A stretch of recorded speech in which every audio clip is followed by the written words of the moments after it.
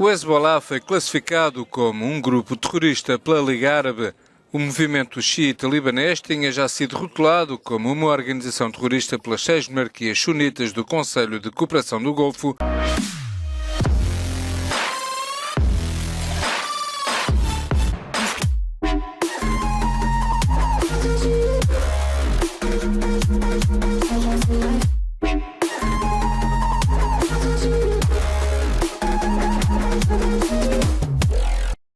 No início do mês, para a Arábia Saudita, o Hezbollah está ao serviço do Irão. Riad e Teherão travam uma guerra de influência no Médio Oriente. O movimento xiita é um elemento importante da sociedade libanesa e do governo do país, além de ser um fiel aliado de Bashar al-Assad e de ter combatentes na Síria. A decisão desta sexta-feira da Liga Árabe surge um dia depois da eleição do novo secretário-geral, o egípcio Abul Gheit. O Iraque e o Líbano expressaram as suas reservas relativamente a esta decisão.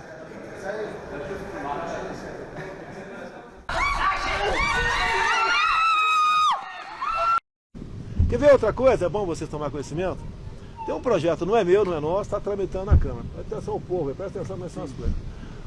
O que nós queremos, aproveitando esse projeto? Que o usineiro, o cara que planta cana e faz o etanol, que ele pegue um caminhão qualquer, né, regular, e ande 10 quilômetros e entregue o etanol no posto.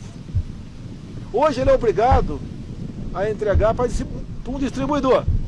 Então, em vez de andar 10 quilômetros, ele anda 200 quilômetros para lá, manda 200 para cá para entregar o etanol do lado da usina. O que até o momento eu sei que está acontecendo no parlamento. Isso aí ia reduzir no mínimo 20 centavos no litro do álcool, que vai reduzir também a gasolina, porque tem a mistura do álcool na gasolina. Mas o projeto está emperrado lá, porque existem grupos outros que querem criar um imposto em cima da venda direta. Assim não dá para a gente trabalhar no Brasil. É difícil. É um projeto que teria o apoio de todo mundo da imprensa apoiaria, todo mundo apoiaria, o deputado Antônio está aqui atrás, apoiaria, todo mundo apoiaria, mas nós precisamos botar o projeto para frente. Agora é difícil você negociar muita coisa no Brasil. É difícil. Você pode ver, a questão da taxação da energia solar, existia gente interessada em taxar. Tá certo? Interessada em taxar. É o tempo todo taxando o povo, né? O povo está com cara de tacho já, tanto sendo taxado no Brasil. Temos que reagir a isso daí. Não existe negociação comigo para atender qualquer grupo de lobista.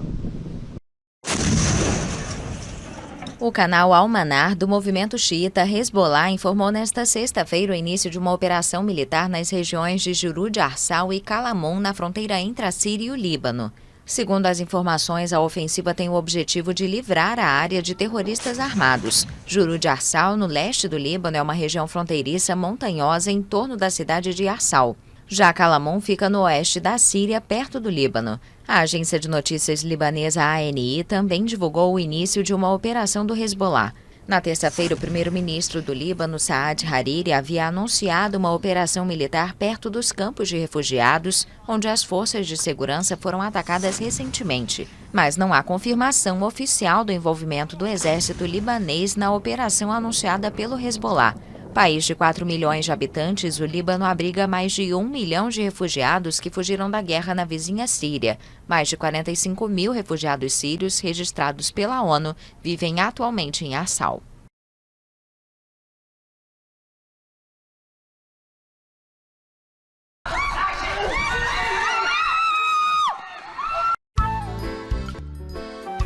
Este programa tem apoio cultural da CNM, Confederação Nacional dos Metalúrgicos. Começa aqui mais um Entrevistas no Café do Sindicato dos Bancários, no centro de São Paulo. A conversa hoje é com um dos principais líderes do movimento dos trabalhadores rurais sem terra no Brasil, João Pedro Stedley. João Pedro Agostini Stedley nasceu no dia de Natal, em 1953, em Lagoa Vermelha, no interior do Rio Grande do Sul. Filho de imigrantes italianos, a pedido da mãe, aos 10 anos, foi para o seminário e fez o ginásio em um colégio de frades capuchinhos. Abandonou a formação eclesiástica no 2º grau. Em 1972, mudou-se para Porto Alegre para cursar economia na Pontifícia Universidade Católica. No ano seguinte, começou a trabalhar na Secretaria da Agricultura do Estado.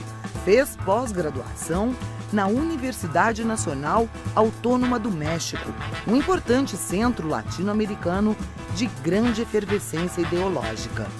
Na volta, filiou-se ao Sindicato dos Trabalhadores Rurais de Bento Gonçalves e estabeleceu vínculos com a Comissão Pastoral da Terra, empenhada na reorganização das lutas camponesas.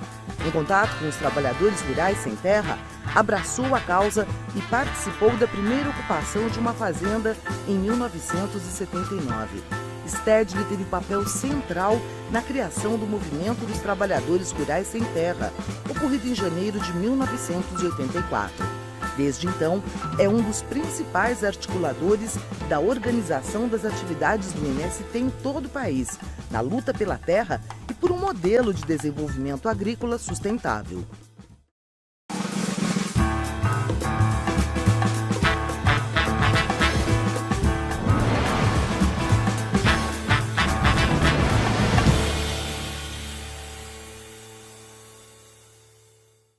E para fazer este programa estão conosco Adrielina Vieira Couto, coordenadora da Comissão Pastoral da Terra do Estado de São Paulo, e também Márcia Viana, secretária estadual da Mulher Trabalhadora da CUT, São Paulo. Agradeço muitíssimo a presença de vocês duas e queria começar essa conversa primeiro dizendo que é a primeira vez na minha vida que eu tenho a oportunidade de entrevistar um terrorista. Eu vou conversar com João Pedro Stedley, sobre quem já ouvi até o presidente da República dizer que você era um dos líderes do Hezbollah brasileiro. Isso tem algum sentido, João Pedro? O MST chega a este ponto assim de poder ser tratado como uma organização terrorista? Bom, primeiro, a própria acusação já revela a total ignorância do nosso capitão, porque o Hezbollah é uma força política, tem a metade do Congresso no Líbano, participa de todas as atividades públicas lá no Líbano. Segundo, há muitos fatos aqui no Brasil que são verdadeiros terroristas, como a pergunta que até hoje não tem resposta: quem mandou matar Marielle? Acabam de matar o que sabia quem mandou matar. Não? Agora, a direita no Brasil, ela sempre se formou com base no latifúndio. Então, o latifúndio é uma espécie de base estruturante do pensamento conservador brasileiro. Foram os grandes proprietários da terra que aplicaram a escravidão durante 400 anos. Foram eles que controlaram a República Velha. Foram eles que controlam até hoje a política do Estado brasileiro. E quando surgiram movimentos camponeses que lutaram pela democratização da propriedade da terra, vou repetir, Juca, todos os movimentos camponeses no Brasil lutaram por democratizar a propriedade da terra. Ou seja, se a terra é um bem da natureza, todos os cidadãos que vivem em cima daquele território têm o direito sobre aquele bem da natureza. Então, não há nada que justifica que no Brasil as terras sejam apropriadas por apenas 1% dos seus cidadãos. Então, a nossa luta é por isso, é para democratizar o acesso aos bens da natureza. E a direita reage sempre a todos que lutam por esse direito, alcunhando de terrorista, de bandido, de tudo quanto é nome. De produtor de maconha. De produtor de maconha. As ocupações do MST, já houve algum caso assim em que, digamos, a polícia foi lá e constatou que havia uma plantação de maconha para ser vendida? É fácil imaginar. Se algum assentado tivesse cultivando maconha, deveria ser o alvo de toda a polícia do Brasil, de Sim. tanta raiva que eles têm da gente. É evidente que o MST orienta e faz parte da nossa tradição que o objetivo de ocupar terra, do Estado desapropriar, pagar o latifundiário, porque as pessoas às vezes acham que só porque nós ocupamos a terra, nós estamos extorquindo a terra daquele cidadão. Não, nós estamos lutando pela democracia. Então, o latifundiário que não cumpre a função social, o Estado brasileiro aplica a lei e indeniza o sujeito. Portanto, ele não perde nada, ele só perde o poder da terra. Bom, e a nossa filosofia, e aplicamos rigorosamente, é que a terra é para produzir alimentos, e alimentos sadios. Agora, já que você fez a provocação da maconha, nós tivemos 2 casos sui generis na história do movimento. A primeira ocupação de terra, que nós fizemos no Paraná, ainda durante a ditadura, em 1984, se não me falha a memória, foi numa fazenda que havia maconha. E o traficante foi preso, e o juiz, naquela época, era amigo de um advogado nosso, e ele passou as informações para o advogado. Você que é amigo do Sem Terra aí, passe para ele a localização dessa área, porque essa área é ilegal. O juiz passou para nós, e nós fomos lá, e ocupamos, e hoje é um grande assentamento lá no interior do Paraná. Segundo fato, no Mato Grosso do Sul, também a turma ocupou uma área que tinha maconha. Aí foram atrás de quem era a área, era de um ex-governador de São Paulo. E o INCRA desapropriou. Claro, o governador se justificou que não sabia, que era o capataz dele. Eu acredito até, porque o governador não ia sujar as mãos com plantio de maconha. Mas então, notem, se é para falar de ilicitudes, a burguesia brasileira tem muito mais culpa no cartório do que os pobres do Brasil. Antes de passar para a Márcia e para a Andrelina,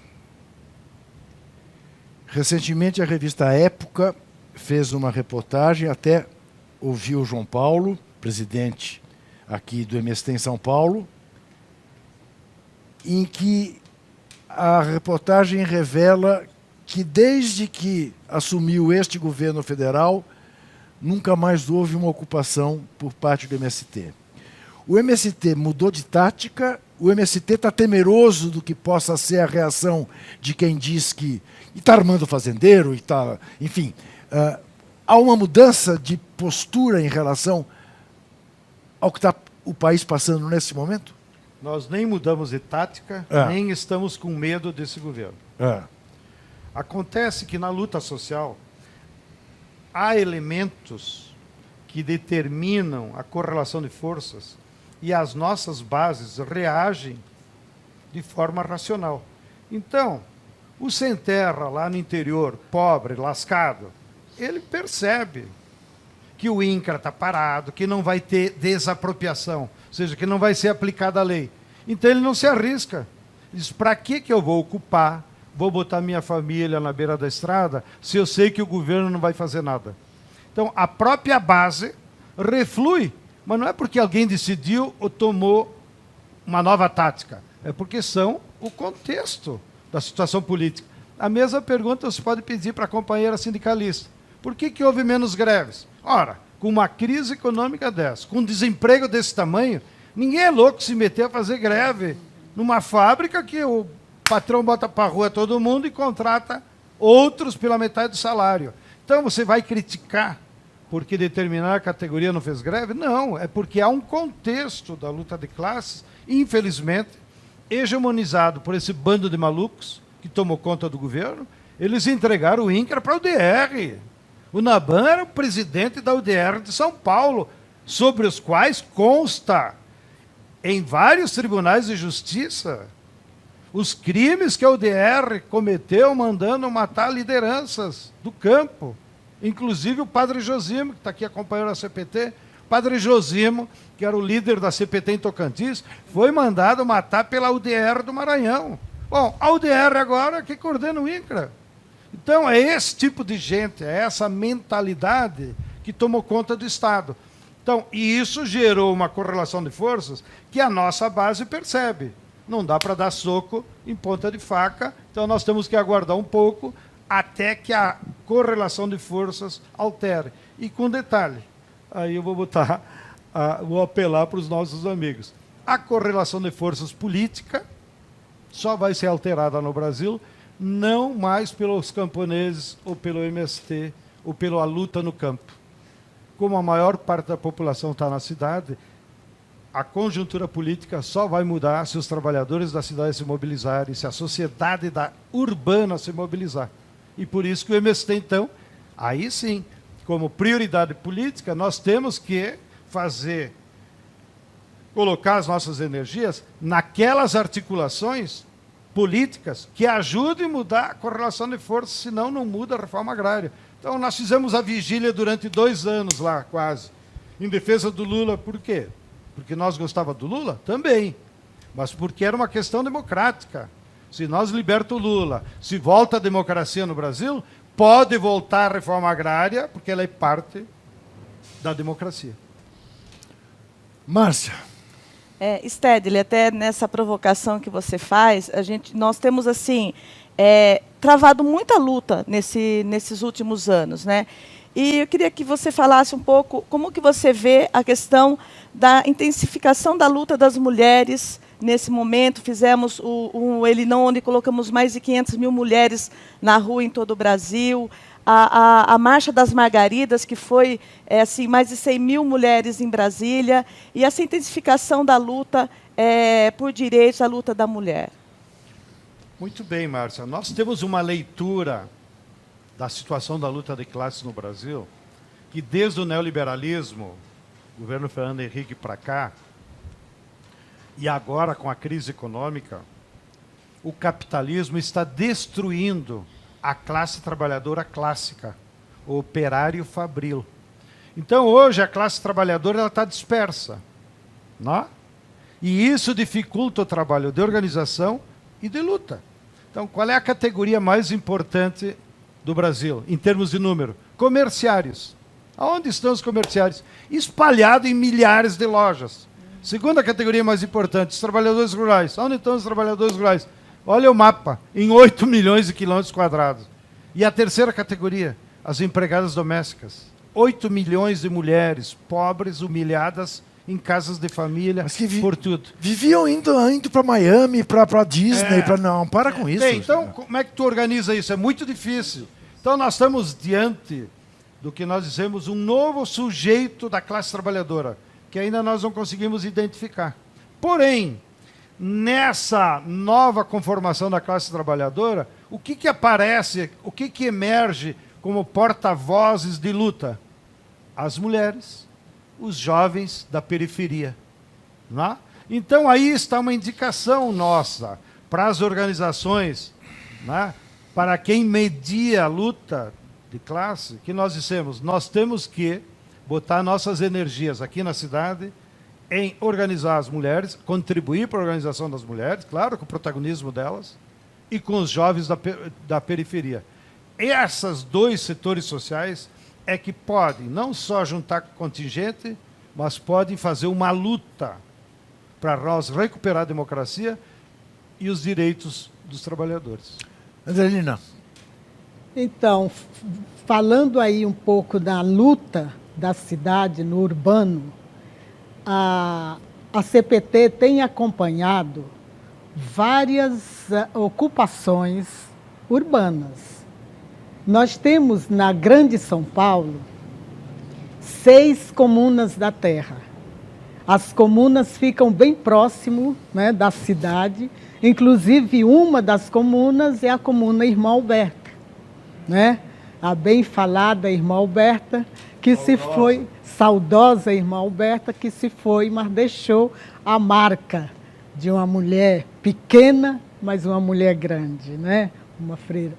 E aqui na capital, acredito que em outras capitais, está cheia de rocinhas, né? Cheias de plantações. A gente anda nas linhas da Eletropaulo antes, que agora é Enel, né? Está embaixo, entende? O que você acha dessa ação? do povo da cidade agora, daqui a pouco não precisa nem estar indo à procura de vida melhor no campo, mas que na cidade já estão se arranjando. Eu queria aproveitar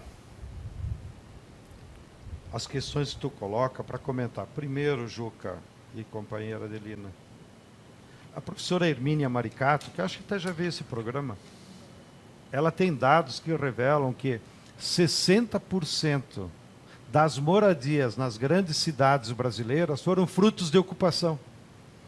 Então, essa mesma direita que vive nos atacando, tal, ela esconde, porque ela sabe que o pobre na cidade só vai ter terreno e casa se ele ocupar, que ninguém vai fazer por ele.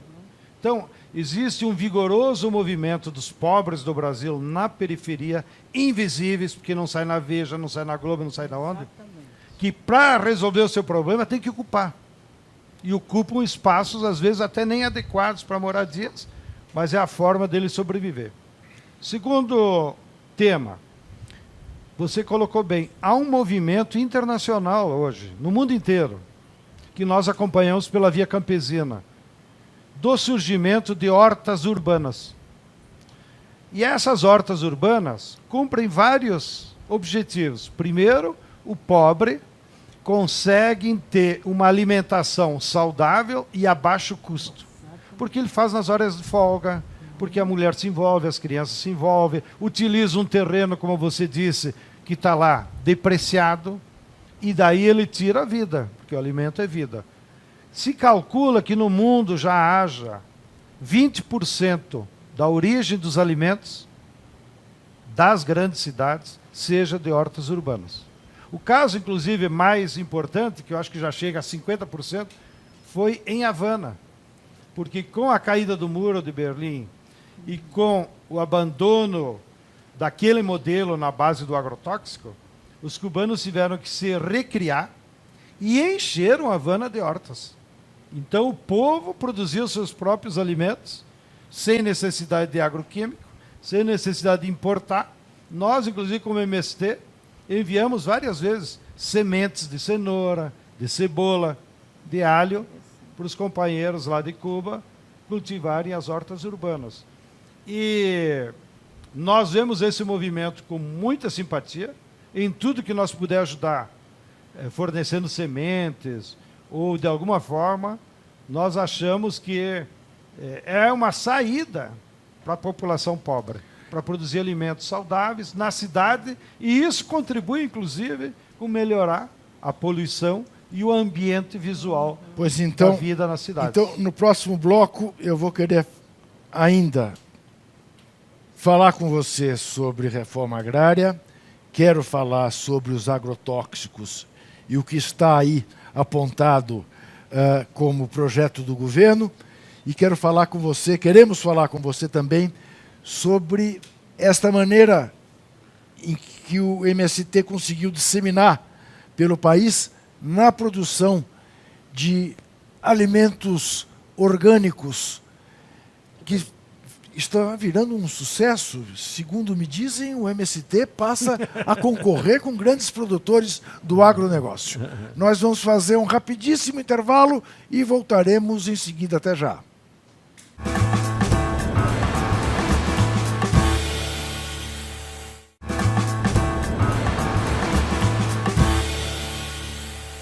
Voltamos ao Café do Sindicato dos Bancários no centro de São Paulo com o programa Entrevistas, conversando hoje com o João Pedro Stedley, da Coordenação Nacional do MST. Stedley, eu não sei se você viu, esta semana o Hélio Gaspari, na coluna dele, informou que está em vias de ser lançado um livro cujo título é Capitalismo, a História do Capitalismo na América, do ex-presidente do Fed, do Banco Central americano, Mr. Greenspan. E o Sr. Greenspan, que é um cidadão, digamos, insuspeito, hoje ele é consultor da coroa britânica, aposentado que foi lá no Fed americano, conta que, enquanto no Brasil colônia, os governos distribuíram enormes propriedades de terra para poucos proprietários, nos Estados Unidos da América, o governo distribuiu terras para a população sob a condição de que produzissem naquele solo. Não falta, de alguma maneira, Stedley, todos nós que olhamos para a reforma agrária com o olhar adequado que a reforma agrária merece, mostrar nesse país que a reforma agrária é, antes de mais nada, uma necessidade do sistema capitalista? É verdade. No passado, a democratização da propriedade da terra foi o sustentáculo do desenvolvimento das forças produtivas. Já que você tocou na história, então, me permite comentar. Até 1860, a economia brasileira colonial produzia a mesma coisa que a economia colonial americana. O que aconteceu aqui? Aqui no Brasil, nós fomos vítimas de 400 anos da escravidão. Então, a coroa dava as terras em concessão de uso para grandes capitalistas que vinham da Europa.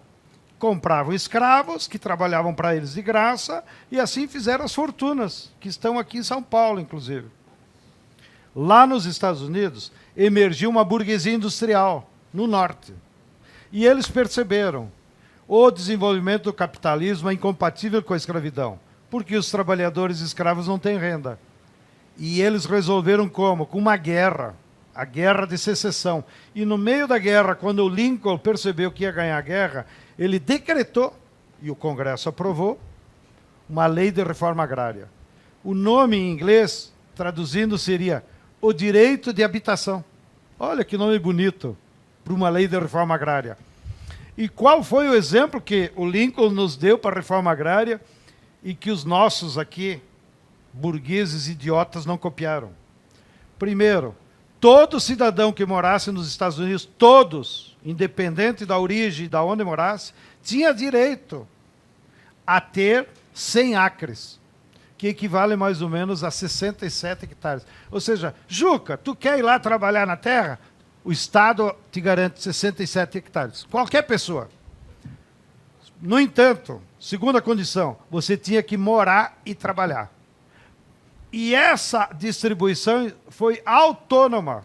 As pessoas iam, por isso que tu vê no filme aquelas caravanas de carroça. As pessoas iam marcando os 100 acres. Eu até acho que os 100 acres era para facilitar a corda medir.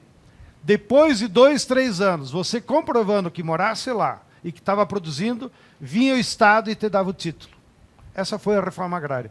Qual foi o efeito disso? É que, ganhada a guerra, acabado com a escravidão e distribuído as terras para todo mundo, eles distribuíram terras para 3 milhões de famílias produtoras. Isso gerou um mercado consumidor para a indústria do norte fantástico. Por isso que daí eles tiveram que encher de linha de trem para levar os tratores, levar as ferramentas, levar o adubo e trazer de volta o gado, o trigo. E os Estados Unidos se transformou ao mesmo tempo uma potência industrial e uma potência agrícola em 30 anos. Até 1860, o Brasil e os Estados Unidos eram o mesmo tamanho de economia. Bom, então tu tem toda a razão. Só que agora nós perdemos já o bonde da história. Né? Ou seja, aqui no Brasil, eles não quiseram fazer um desenvolvimento da indústria baseado no mercado interno. A última vez que nós tivemos chance disso foi em 1964, quando o saudoso Celso Furtado, na primeira grande crise do capitalismo industrial brasileiro, chegou para o João Goulart, ele como ministro do Planejamento, e disse: presidente, eu tenho a solução. É uma reforma agrária. Como? João Goulart era latifundiário lá na minha terra. Não se preocupe. É uma reforma agrária para desenvolver a indústria.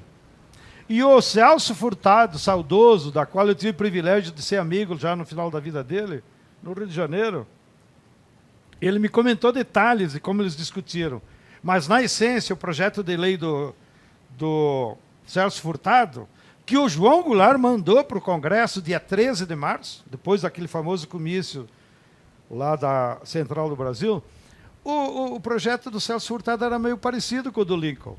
Ele dizia o seguinte: 10 quilômetros ao lado de cada BR, 10 quilômetros ao lado de cada ferrovia, 10 quilômetros ao lado de cada lagoa, o açude artificial, o governo vai desapropriar todas as áreas acima de 500 hectares.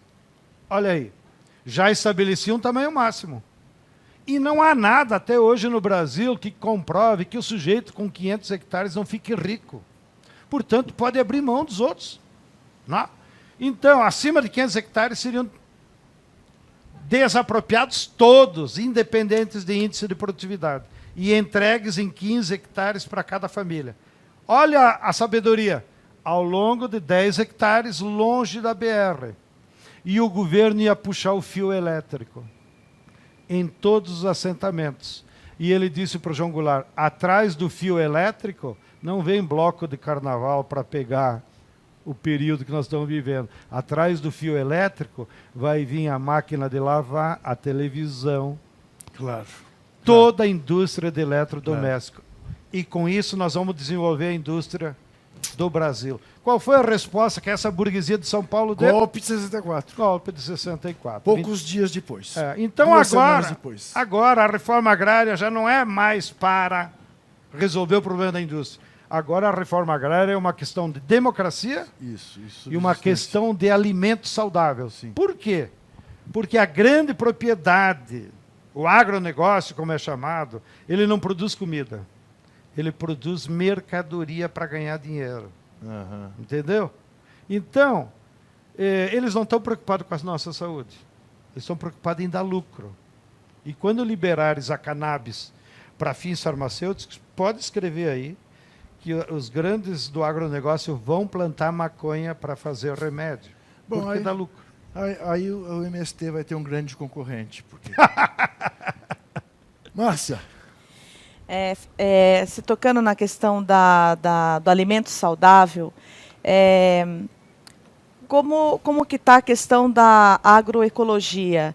Que assim, eu acho que a gente, nesse momento aí, como que a gente pode fazer essa discussão com a sociedade da importância, né, o importante debate que a gente tem que fazer com a sociedade em relação a isso? Existe hoje no mundo inteiro uma luta ideológica em torno de 2 paradigmas do que você vai fazer na agricultura. Os capitalistas dizem que a agricultura é para ganhar dinheiro, para fazer lucro. Não importa em que circunstâncias. E eles criaram o modelo do agronegócio. O modelo do agronegócio, o que é? É a velha plantation da escravidão. Grandes fazendas, monocultura, só café, só gado, só cana, só soja, e substituíram a mão de obra escrava pelo agrotóxico.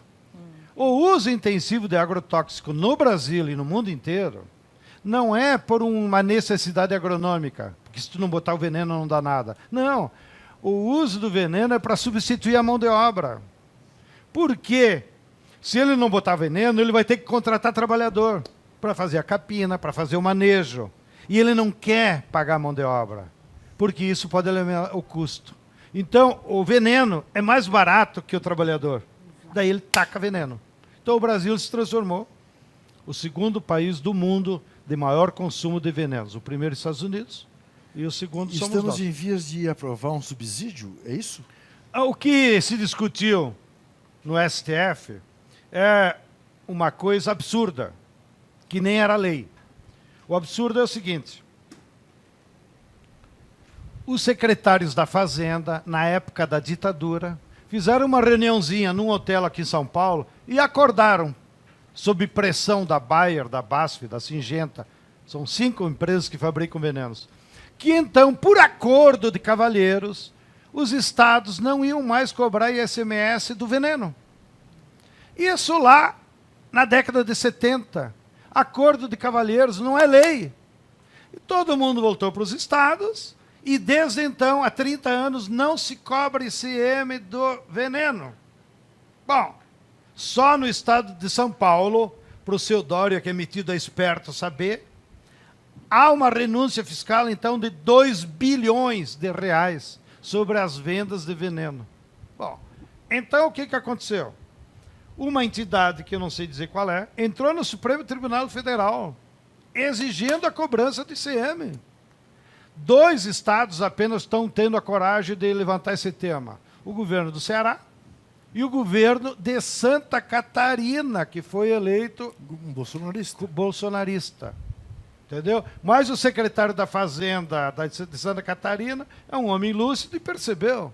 Pô, leite paga ICM, feijão paga ICM, arroz paga ICM, água paga ICM e veneno não. Então, isso é um prejuízo, inclusive, para as finanças públicas. Então, o que se discute no STF é, não sendo lei, por que não cobra?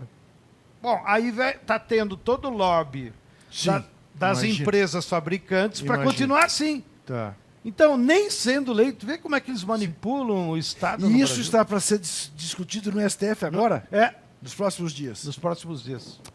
Andrelina. Então, o produto orgânico, a gente sabe que ele tem um processo, né? Um processo muito grande para chegar na mesa do trabalhador.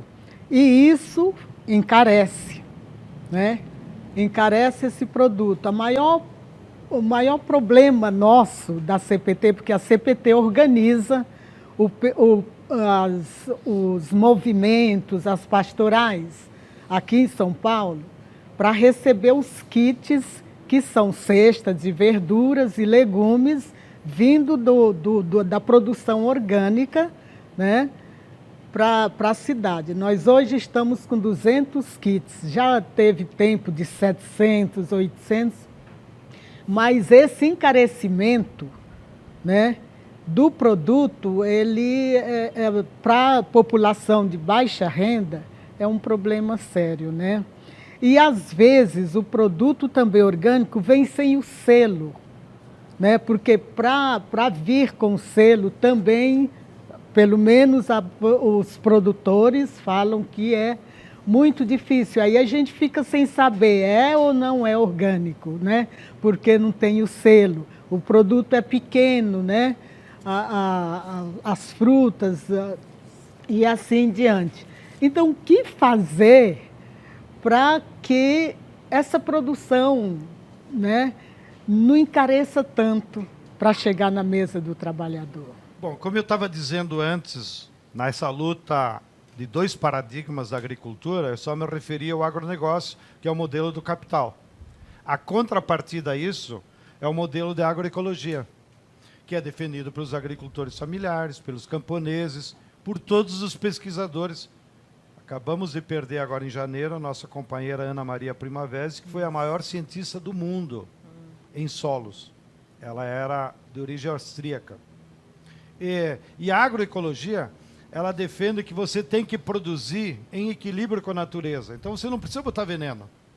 Se uma planta não está produzindo o suficiente, não é tu botar um veneno que vai resolver. Tu tem que descobrir o solo que está doente. Então, o que tu tem que rejuvenescer no solo?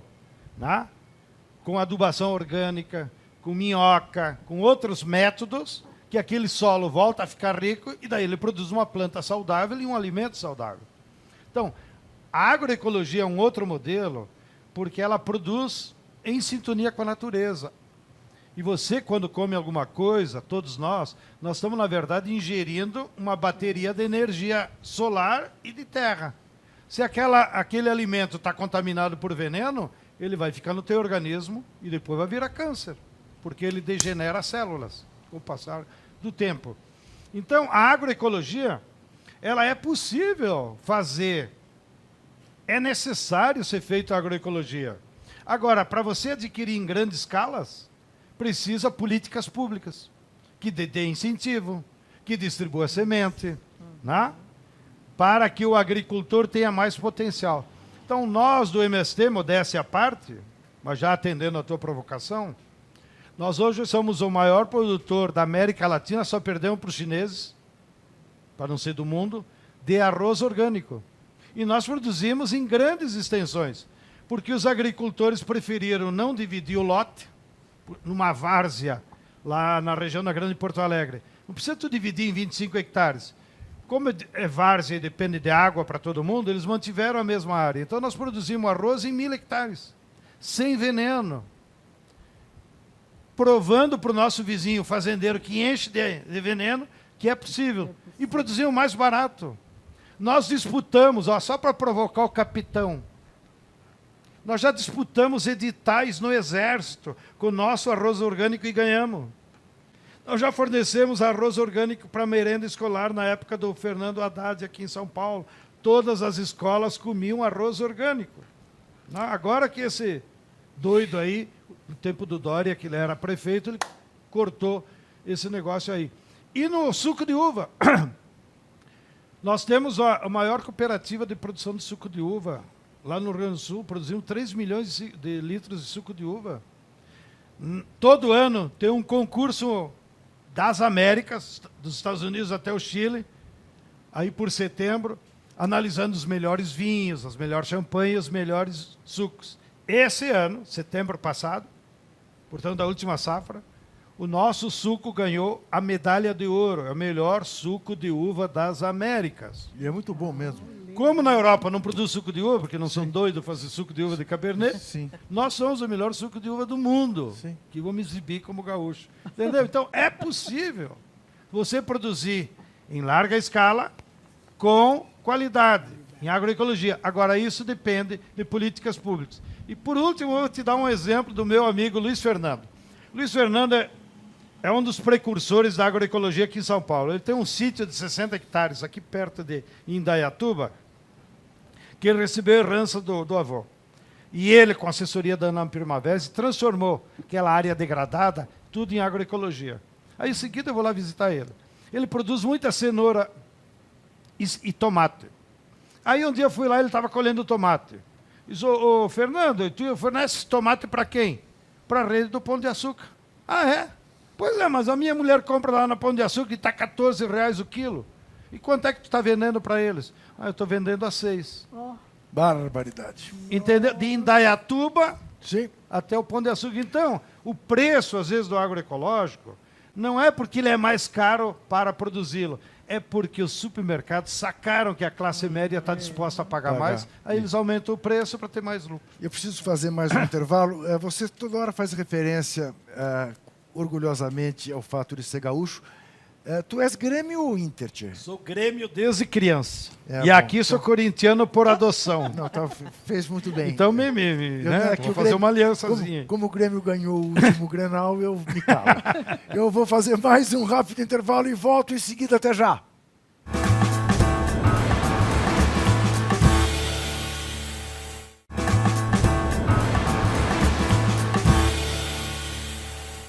Voltamos ao Café do Sindicato dos Bancários do Centro de São Paulo com o programa Entrevistas, recebendo hoje João Pedro Stedley, o homem símbolo da luta pela reforma agrária, que vai muito além da distribuição igualitária de terras pelo país afora.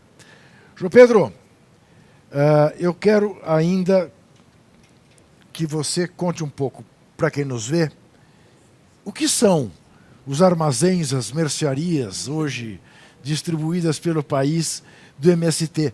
Porque, se eu não estiver enganado, e se o exemplo de São Paulo, e me dizem que se reproduz por outras cidades, frutifica, aqui em São Paulo virou um ponto de encontro, né? Quer dizer, além de ser um lugar onde as pessoas vão comprar comida saudável, virou um lugar também de, enfim, de conversa, de debates, Conta um pouco, o que é isto, esta rede? Bom, primeiro, para a turma entender qual é a nossa política geral. Para a comida sadia da agroecologia chegar no pobre, só com política pública. Então, nós usamos nosso arroz, nosso suco, para botar na merenda escolar. Entendeu? Aí tu chega lá no pobre. Em grande quantidade, porque a Prefeitura de São Paulo, quando compra, é milhares de toneladas. Tá? Então, essa é a nossa prioridade. Produzir alimento saudável para o pobre. E aí tem que ser via política pública. Na época do Lula, inclusive, tinha o PAA, que era um programa fantástico, operado pela Conab, que agora esses idiotas aí acabaram com o PAA. O PA comprava antecipadamente, Exatamente. de maneiras que o agricultor podia produzir o que quisesse que o governo comprava. E mandava te entregar num hospital, numa creche, num colégio. Era um programa fantástico. Nós chegamos a vender, nós que eu digo é o mundo da agricultura familiar, 367 tipos diferentes de alimentos. Entendeu a Sim. riqueza da culinária brasileira? O governo estimulava a produzir, os camponeses produziam e entregavam a esses lugares públicos. Tá. O que o agronegócio, você que está acompanhando em casa, produz? Cana, soja, milho, algodão. Entendeu? Você come isso. Né? Bom, então a riqueza da culinária está no pequeno agricultor. Bom, aí, de repente surgiu a ideia, vamos botar uma vitrine nas capitais para a turma saber que é possível produzir agroecologia com diversidade e barato. Aí montamos o Armazém do Campo. Mas, nessa crise econômica e ideológica e cultural, com a ascensão desses doidos que estão aí, para nossa surpresa, o Armazém do Campo, mais do que ser uma vitrine do que é possível produzir, ele se transformou num centro cultural, da cultura, digamos, de raiz. Então, a nossa turma promove músicos, saraus de poesia, encontros. Então, o Armazém extrapolou o que nós imaginávamos. Imaginava que era uma lojinha lá para fazer propaganda, e agora virou um centro cultural. Então, unimos o útil ao agradável. Ótimo. E assim a vida toca. Mas o nosso principal objetivo é produzir alimento saudável para pobre. Falando de surpresas, te surpreendeu o resultado de como se deu o encontro do Papa Francisco com o presidente Lula? Não. Não? Você achou que ia ser aquilo mesmo? De maneira alguma. Foi um encontro de dois grandes estadistas, né? De dois personagens dessa etapa da história mundial, que tive o privilégio de ter amizade com os dois, né? O Lula e o Papa Francisco. Em relação ao Papa Francisco, como também a imprensa brasileira esconde, ele é um personagem impressionante. E eu fiquei surpreendido, porém, há 4 anos atrás, quando ele ascendeu. Você já o conhecia? Eu conheci ele como cardeal porque nós acompanhamos com a CPT a conjuntura de igreja. Então, por exemplo, ele foi o relator do documento do encontro que houve aqui em Aparecida. Então, tu fica atento, né? Qual é o cardeal que está escrevendo. Tá. Entendeu? Porque dá a tinta dele. Claro. Porém, depois que ele assumiu o mandato, amigos dele de Buenos Aires, de movimentos lá das periferias, nos procuraram. Vieram aqui em São Paulo. João Pedro, nós temos uma missão do novo Papa. Porra, aí é surpresa. Sim. Papa? Querer conversar com movimentos? Novidade, né? Sim. Nós vínhamos de 2 papados conservadores. Sim. Que não queriam saber de pobre. Tiraram a Igreja Católica dos pobres, que foi o João Paulo II e o Ratzinger. Bom, aí eu fiquei surpreendido. E os nossos interlocutores disseram, não, o Papa Francisco sabe que só os pobres podem resolver os seus problemas e ele quer promover um encontro permanente dos movimentos populares de todo mundo, independente de fé religiosa, para ter encontros anuais com ele. De conversas. Digo, não acredito. Não, é assim mesmo. De imediato eu disse, não, aqui no Brasil nós temos vários religiosos da teologia da libertação que ele deve convidar. Boff, Frei Beto, tal. O interlocutor, que era amigo do Papa, disse, não quer gente de igreja. De igreja ele tem outros canais. Ele quer criar um canal com os movimentos populares. Puta, aí era tudo que nós queríamos, né? Ter um canal com o Papa, porra. Claro. Qual é o movimento popular que não quer? Claro. Aí nos metemos, fizemos uma primeira reunião pequena em Roma, onde planejamos esse encontro permanente de movimentos populares com o Papa. De lá para cá, todos os anos, já fizemos 3, né? E o primeiro foi menorzinho. Todos os anos há um encontro em que vêm representantes de todos os continentes e fizemos encontros temáticos. Cada encontro é sobre um tema. O último foi sobre democracia. Então levamos, inclusive, o Pepe Mujica. Qual é a tua experiência como presidente? Vale a pena ser presidente? Né? Então ele colocou as reflexões. Aí os movimentos colocam as suas reflexões para ele e ele reage, digamos, fazendo uma síntese que, obviamente, é o que está na cabeça dele. E a partir desses encontros que nós tivemos e dos nossos amigos comuns argentinos, eu fiquei impressionado, porque o Papa Francisco, ele é fora da curva, como se diz na moda agora, né? Pô, tu imagina um Papa todo religioso, toda a sua santidade, né? O cara tá... Não, ele é um homem. Primeiro que ele é uma vocação adulta. Ele só virou padre depois de 24 anos. Então, viveu a juventude. E aí, campo de futebol, torcedor fanático lá, né? Do Rosário Central. Não, do outro lado. São Lourenço de Leonardo. São Lourenço, da Claro, periferia São Lourenço de Leonardo, claro. dos operários. Claro, Foi claro. químico, Sim. operário químico, ou seja, a vivência da fábrica, teve namorada, entendeu? É um ser humano como qualquer um. Né? Bom, então isso marca também. Depois, na vivência dele de Buenos Aires, é claro que ele tem simpatias pelo peronismo, pelo nacionalismo. A gente percebe que ele é anti-imperialista, sem usar a nossa Linguagem.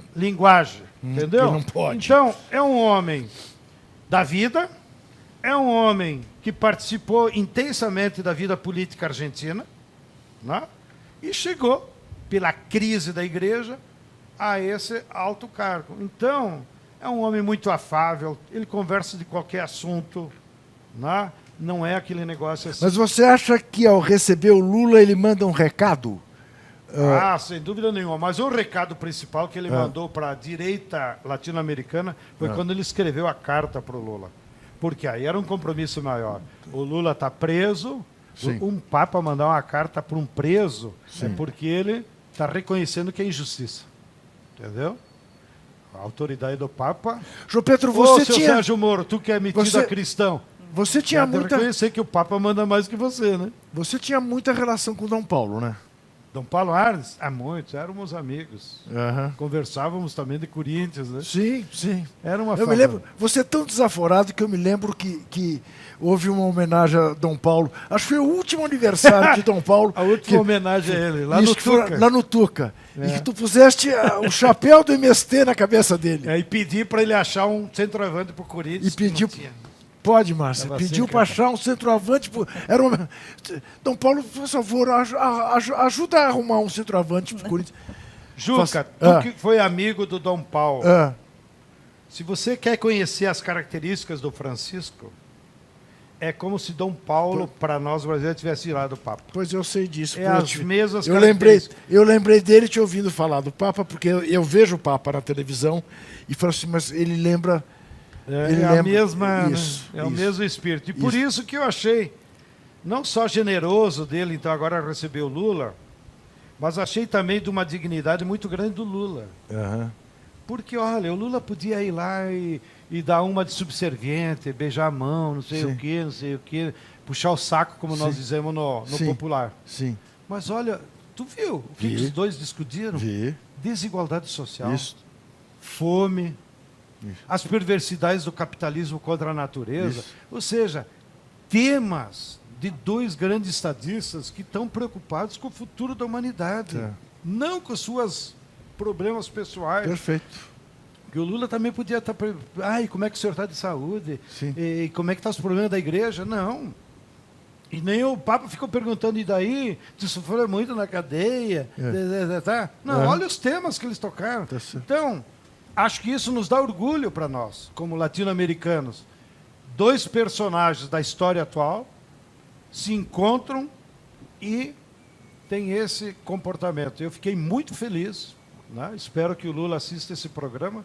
Não Mas perde. Vou dizer também, Não perdia quando pessoalmente a estava ele, preso. Imagina agora que está solto. eu achei de uma grandiosidade impressionante das duas figuras. E, para terminar o tema do Papa, o próximo encontro que nós vamos fazer dos movimentos populares com ele, ele organizou, entregou para o Stiglitz, que é um economista da velha guarda keynesiana, não é nenhum marxista, está organizando agora, de 29 a 31 de março, o Encontro da Economia de Francisco, para discutir um novo modelo econômico frente à crise do capitalismo.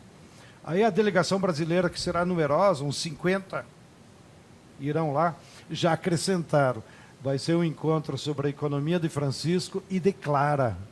Em homenagem às mulheres aí. Certo. Boa sacada da... Pois é, falar em homenagem às mulheres, deixa eu contar uma coisa para você que está nos vendo. Quando o João Pedro chegou, ele me perguntou, tu queres respostas curtas? Ou... E eu disse, sempre melhor as respostas curtas, que dá mais tempo a gente fazer mais perguntas. E temos 2 senhoras aqui presentes, 2 mulheres, temos que ouvir. Mas esse bloco, por exemplo, você viu só, Márcia, vocês viram? Eu fiz uma pergunta, e foram quase 15 minutos. Rapidinho, Márcia. Falando na questão do Papa, a gente percebe assim, ele tem uma visão muito de esquerda que quer conversar com os movimentos sociais, com os trabalhadores, está muito preocupado com essa questão da vida dos trabalhadores que estão perdendo direitos, estão perdendo os empregos, né? Como que está essa relação também com o MST? Eu sei que você tem muito contato, um contato muito próximo, né, com o Papa. Você tem 2 minutos. Eu acho que ele vai usar o encontro com os jovens em Assis, no mês que vem, para ele dar um recado sobre isso. Numa dos nossos encontros públicos, transmitido pela RAI, ele disse, chega milhares de africanos aqui para a Itália, nunca tem dinheiro para comprar a marmita para eles. Agora, qualquer banco ameaça de falência, surge bilhões do Banco Central. Então, é uma crítica contundente ao sistema financeiro. Então, ele está muito antenado com os problemas da humanidade e acho que ele vai dar uma grande contribuição. Vamos ver se dá para fazer uma pergunta ainda, Adelina. Nem é uma pergunta. Eu vou falar um pouquinho de Dom Paulo, falando da CPT, quando você coloca aí, né, essa posição de Dom Paulo, e que foi, assim, um pai para todos nós. Eu não esqueço de uma fala que ele estava fazendo, e no final ele colocou com muita alegria, ele colocou alguma coisa sobre a CPT que ele gostava muito. 3 palavras ele coloca. Gosto da CPT porque é profética, profecia, que é o chamado. Gosto da CPT por causa da cruz, que é a paixão de Cristo, é aquela paixão que flora nas nossas veias. Gosto da CPT por causa do consolo, que é a ressurreição e a paz. Muito obrigado, Andrelina. Muito obrigado, Márcia. Professor João Pedro Stedley. Eu já expulsei ele de campo num jogo que eu fui... Injustamente. Num jogo que eu fui apitar lá no Campo Sócrates brasileiro, e aqui na Escola Nacional Florestan Fernandes, em Guararema. Expulsei porque um zagueiro violento faz pênaltis assim a granel.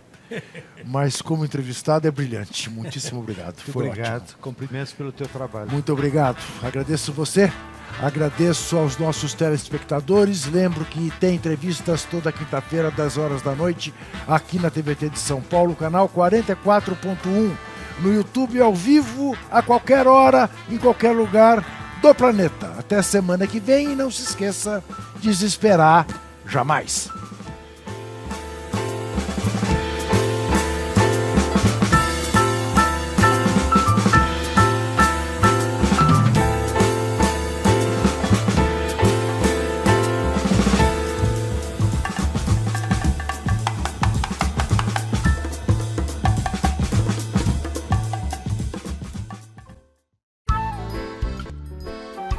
Este programa tem apoio cultural da CNM, Confederação Nacional dos Metalúrgicos.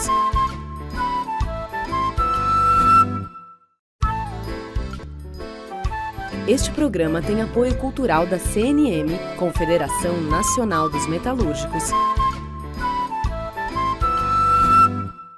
Começa aqui mais um Entrevistas no Café do Sindicato dos Bancários, no centro de São Paulo. A conversa hoje é com um dos principais líderes do movimento dos trabalhadores rurais sem terra no Brasil, João Pedro Stedley.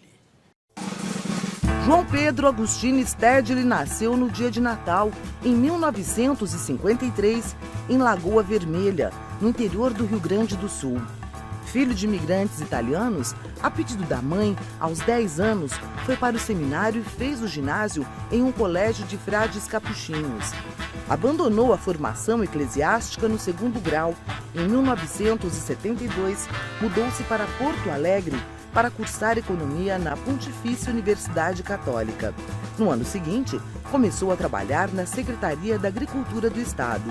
Fez pós-graduação na Universidade Nacional Autônoma do México, um importante centro latino-americano de grande efervescência ideológica. Na volta, filiou-se ao Sindicato dos Trabalhadores Rurais de Bento Gonçalves e estabeleceu vínculos com a Comissão Pastoral da Terra, empenhada na reorganização das lutas camponesas. Em contato com os trabalhadores rurais sem terra, abraçou a causa e participou da primeira ocupação de uma fazenda em 1979. Stedley teve papel central na criação do movimento dos trabalhadores rurais sem terra, ocorrido em janeiro de 1984. Desde então, é um dos principais articuladores da organização das atividades do MST em todo o país, na luta pela terra e por um modelo de desenvolvimento agrícola sustentável.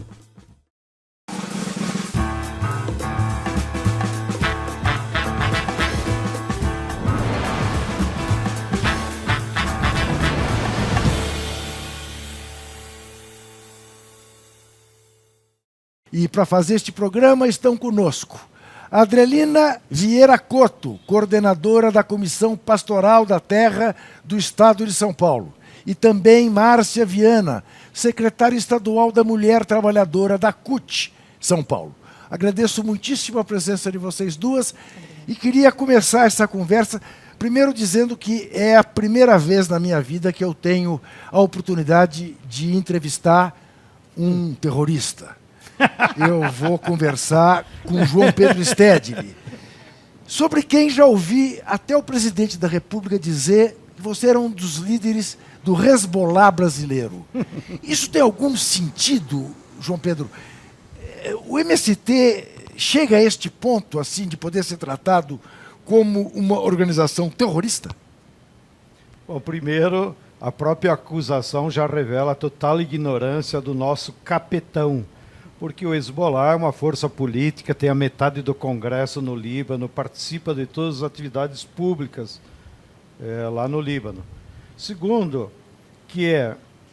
há muitos fatos aqui no Brasil que são verdadeiros terroristas, como a pergunta que até hoje não tem resposta: quem mandou matar Marielle? Acabam de matar o que sabia quem mandou matar, não?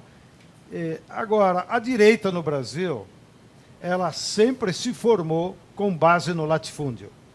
Então, o latifúndio é uma espécie de base estruturante do pensamento conservador brasileiro.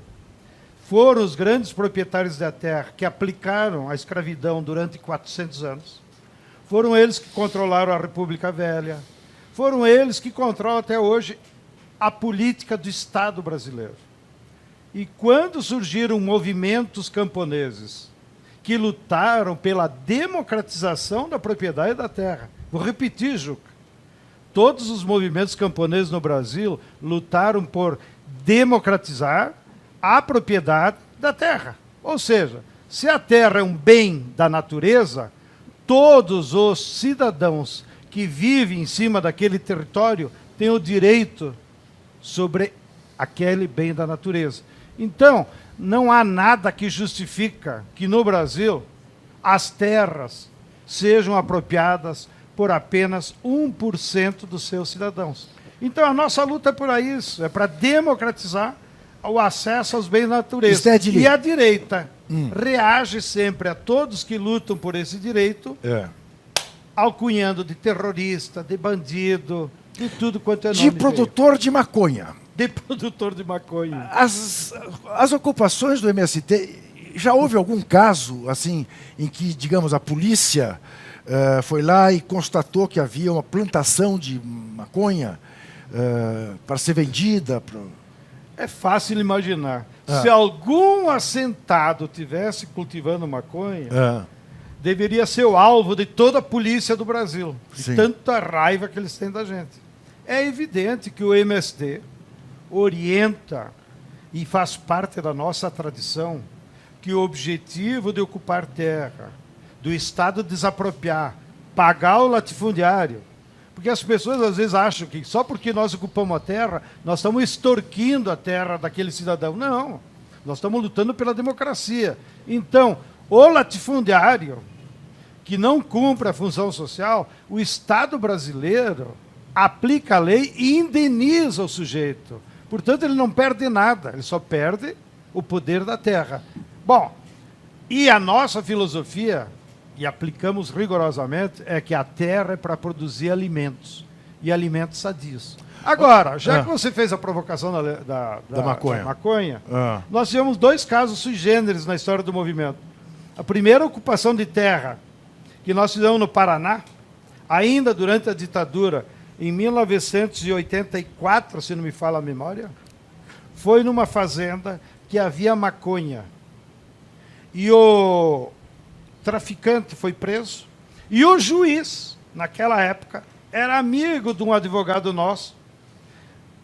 E ele passou as informações para o advogado. Você que é amigo do Sem Terra aí, passe para ele a localização dessa área, porque essa área é ilegal. O juiz passou para nós, e nós fomos lá, e ocupamos, e hoje é um grande assentamento lá no interior do Paraná. Segundo fato, no Mato Grosso do Sul, também a turma ocupou uma área que tinha maconha. Aí foram atrás de quem era a área, era de um ex-governador de São Paulo. E o INCRA desapropriou. Claro, o governador se justificou que não sabia, que era o capataz dele.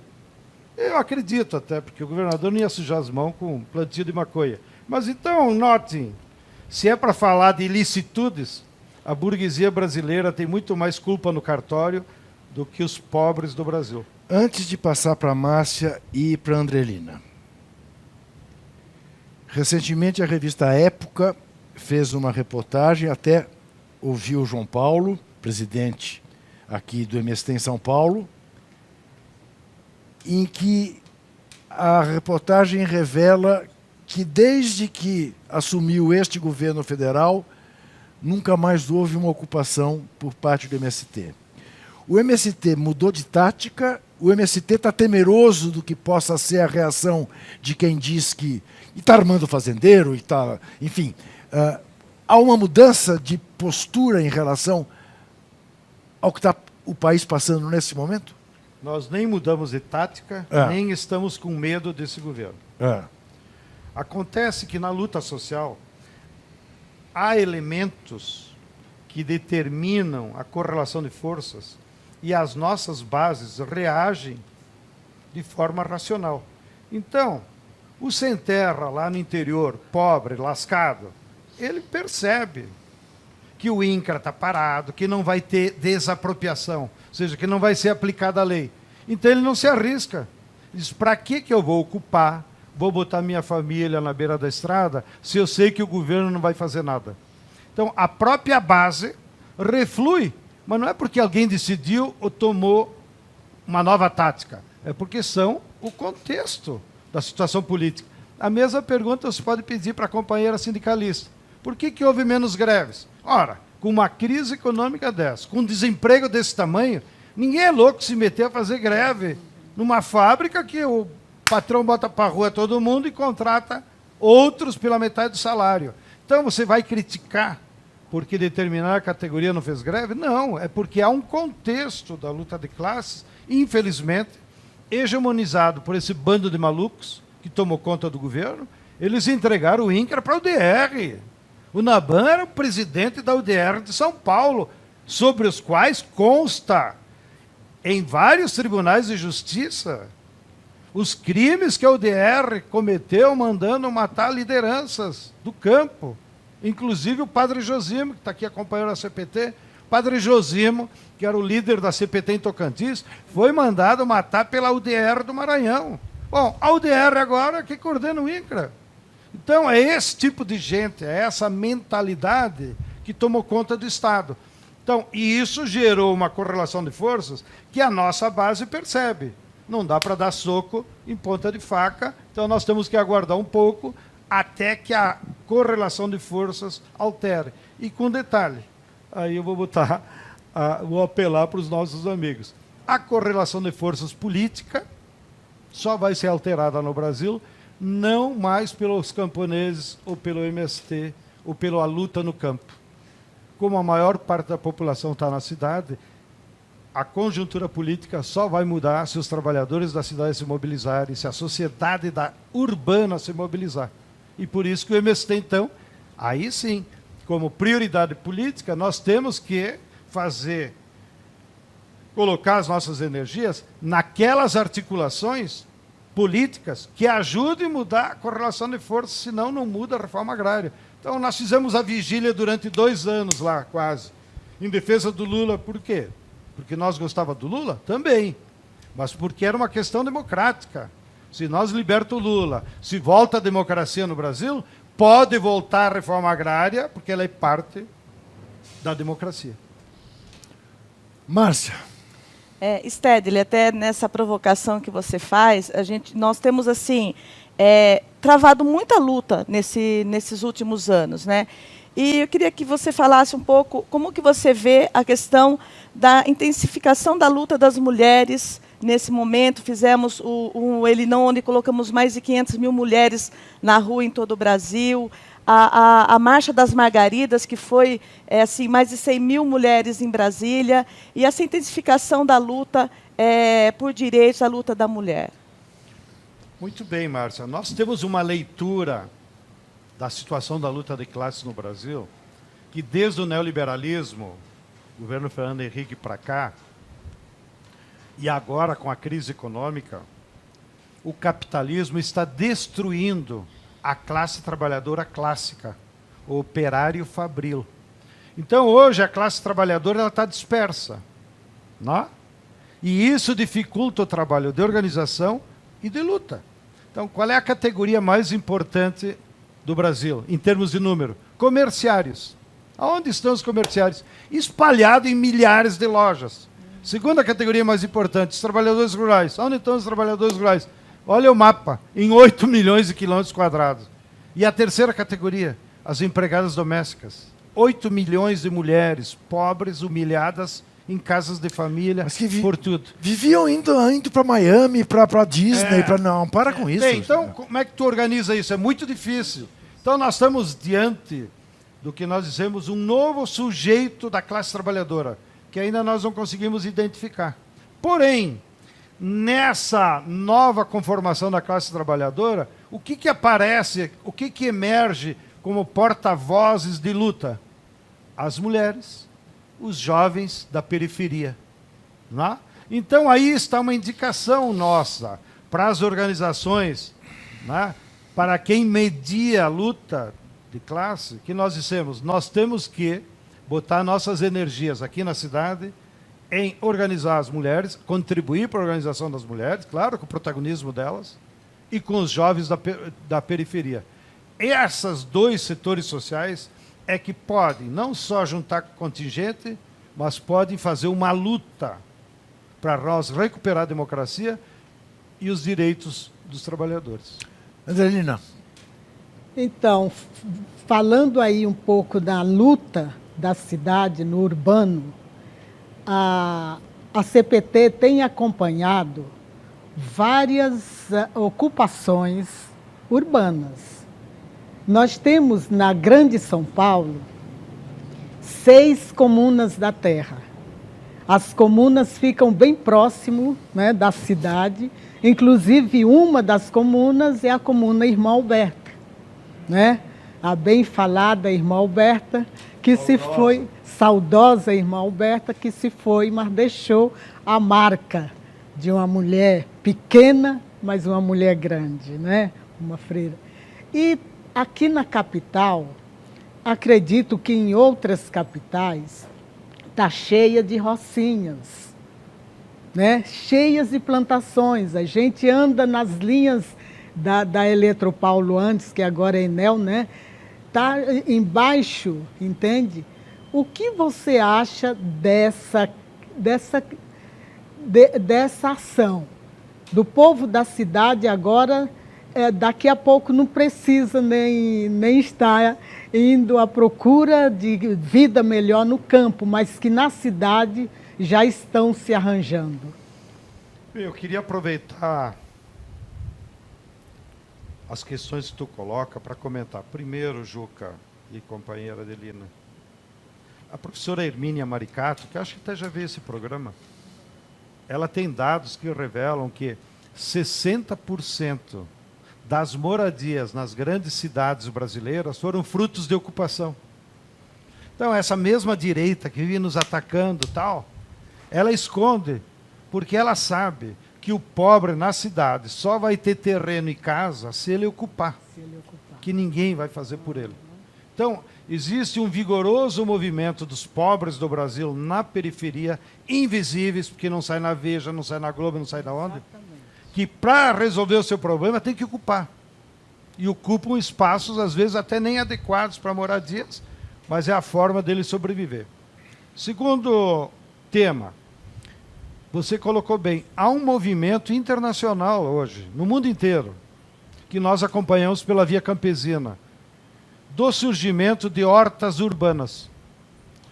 E essas hortas urbanas cumprem vários objetivos. Primeiro, o pobre consegue ter uma alimentação saudável e a baixo custo, porque ele faz nas horas de folga, porque a mulher se envolve, as crianças se envolvem, utiliza um terreno, como você disse, que está lá depreciado, e daí ele tira a vida, porque o alimento é vida. Se calcula que no mundo já haja 20% da origem dos alimentos das grandes cidades seja de hortas urbanas. O caso, inclusive, mais importante, que eu acho que já chega a 50%, foi em Havana, porque com a caída do muro de Berlim e com o abandono daquele modelo na base do agrotóxico, os cubanos tiveram que se recriar e encheram Havana de hortas. Então o povo produziu seus próprios alimentos, sem necessidade de agroquímico, sem necessidade de importar. Nós, inclusive, como MST, enviamos várias vezes sementes de cenoura, de cebola, de alho, para os companheiros lá de Cuba cultivarem as hortas urbanas. E nós vemos esse movimento com muita simpatia, em tudo que nós puder ajudar, fornecendo sementes, ou de alguma forma, nós achamos que é uma saída para a população pobre, para produzir alimentos saudáveis na cidade, e isso contribui, inclusive, com melhorar a poluição e o ambiente visual da vida na cidade. Então, no próximo bloco, eu vou querer ainda falar com você sobre reforma agrária, quero falar sobre os agrotóxicos e o que está aí apontado como projeto do governo, e queremos falar com você também sobre esta maneira em que o MST conseguiu disseminar pelo país na produção de alimentos orgânicos que está virando um sucesso. Segundo me dizem, o MST passa a concorrer com grandes produtores do agronegócio. Nós vamos fazer um rapidíssimo intervalo e voltaremos em seguida. Até já.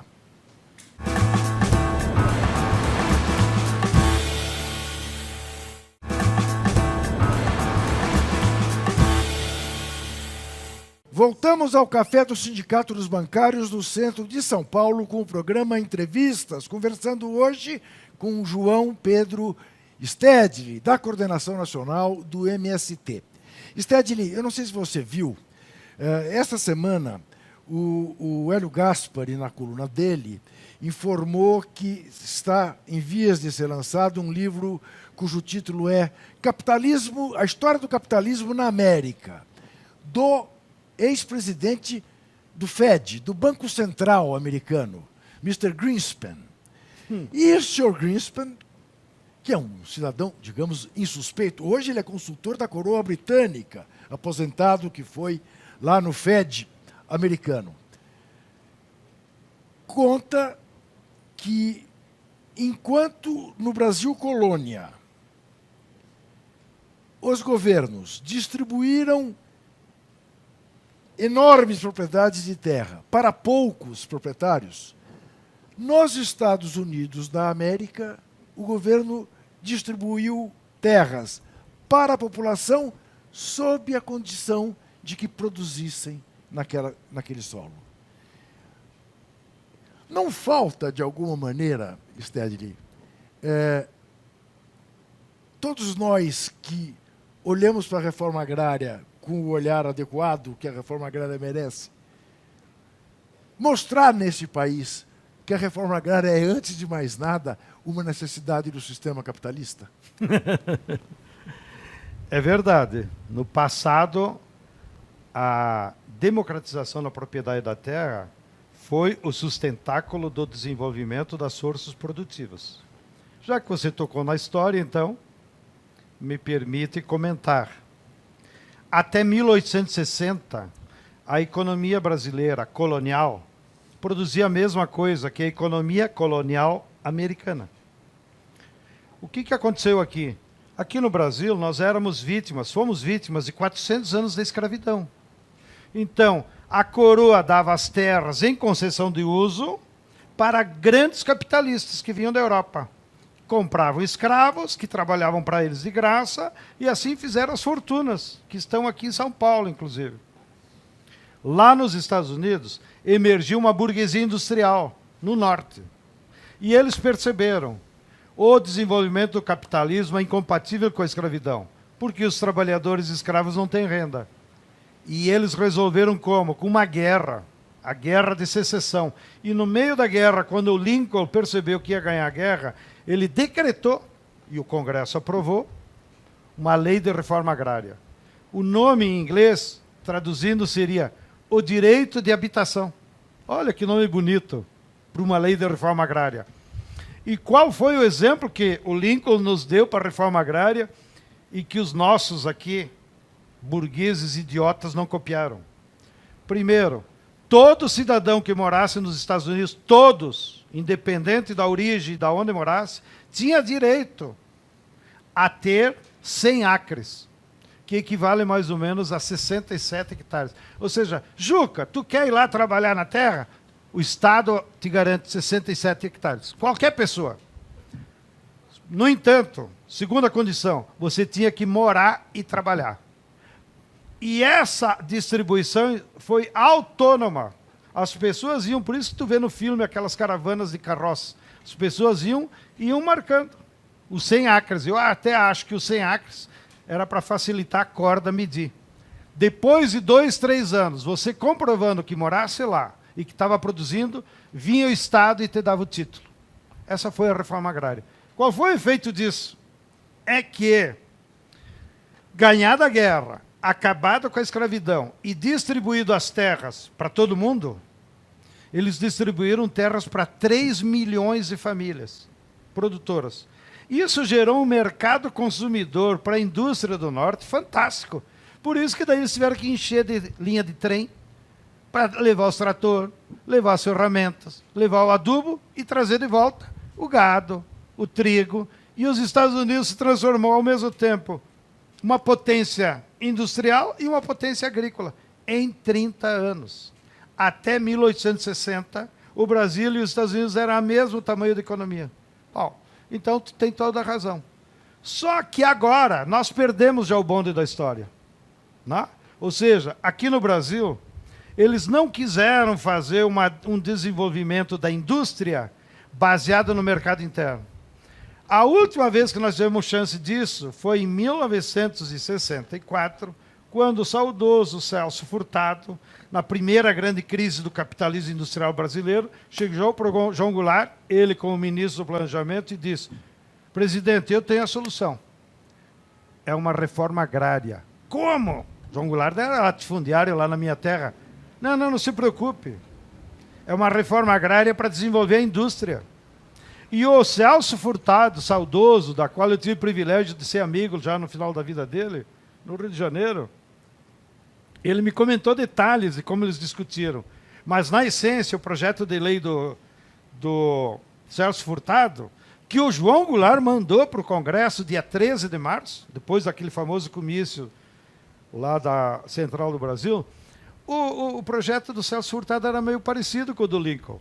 Ele dizia o seguinte: 10 quilômetros ao lado de cada BR, 10 quilômetros ao lado de cada ferrovia, 10 quilômetros ao lado de cada lagoa, o açude artificial, o governo vai desapropriar todas as áreas acima de 500 hectares.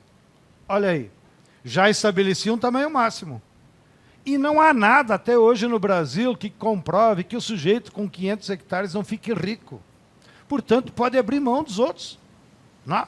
Então, acima de 500 hectares seriam desapropriados todos, independentes de índice de produtividade, e entregues em 15 hectares para cada família. Olha a sabedoria. Ao longo de 10 hectares, longe da BR. E o governo ia puxar o fio elétrico em todos os assentamentos. E ele disse para o João Goulart: atrás do fio elétrico não vem bloco de carnaval para pegar o período que nós estamos vivendo. Atrás do fio elétrico vai vir a máquina de lavar, a televisão, toda a indústria de eletrodoméstico. E com isso nós vamos desenvolver a indústria do Brasil. Qual foi a resposta que essa burguesia de São Paulo deu? Golpe de 64. Golpe de 64. Poucos dias depois. Então agora a reforma agrária já não é mais para resolver o problema da indústria. Agora a reforma agrária é uma questão de democracia e uma questão de alimento saudável. Sim. Por quê? Porque a grande propriedade, o agronegócio, como é chamado, ele não produz comida.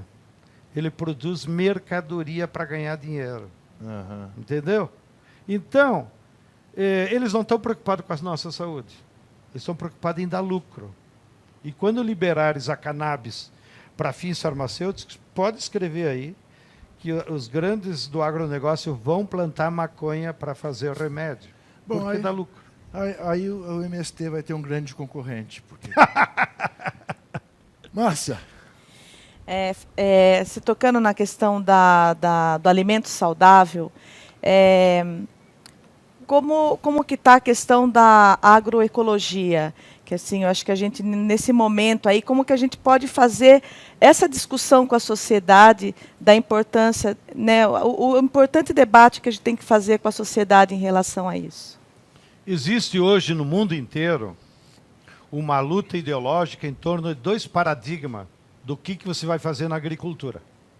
Os capitalistas dizem que a agricultura é para ganhar dinheiro, é para fazer lucro. Não importa em que circunstâncias. E eles criaram o modelo do agronegócio.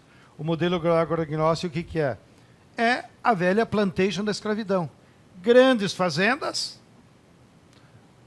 monocultura, só café, só gado, só cana, só soja, e substituíram a mão de obra escrava pelo agrotóxico.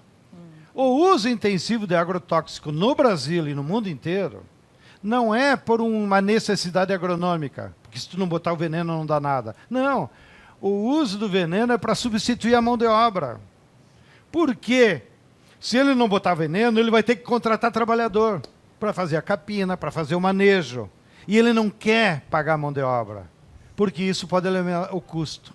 Então, o veneno é mais barato que o trabalhador. Daí ele taca veneno. Então, o Brasil se transformou o segundo país do mundo de maior consumo de venenos. O primeiro, Estados Unidos, e o segundo somos nós. Estamos em vias de aprovar um subsídio, é isso? O que se discutiu no STF é uma coisa absurda, que nem era lei. O absurdo é o seguinte: os secretários da Fazenda, na época da ditadura, fizeram uma reuniãozinha num hotel aqui em São Paulo e acordaram, sob pressão da Bayer, da BASF, da Singenta, são 5 empresas que fabricam venenos, que então, por acordo de cavalheiros, os estados não iam mais cobrar ICMS do veneno. Isso lá na década de 70. Acordo de cavalheiros não é lei. E todo mundo voltou para os estados e desde então, há 30 anos, não se cobra ICM do veneno. Bom, só no estado de São Paulo, para o seu Dória, que é metido a esperto, saber, há uma renúncia fiscal, então, de 2 bilhões de reais sobre as vendas de veneno. Bom, então o que aconteceu? Uma entidade, que eu não sei dizer qual é, entrou no Supremo Tribunal Federal, exigindo a cobrança do ICM. 2 estados apenas estão tendo a coragem de levantar esse tema. O governo do Ceará e o governo de Santa Catarina, que foi eleito bolsonarista. Entendeu? Mas o secretário da Fazenda de Santa Catarina é um homem lúcido e percebeu.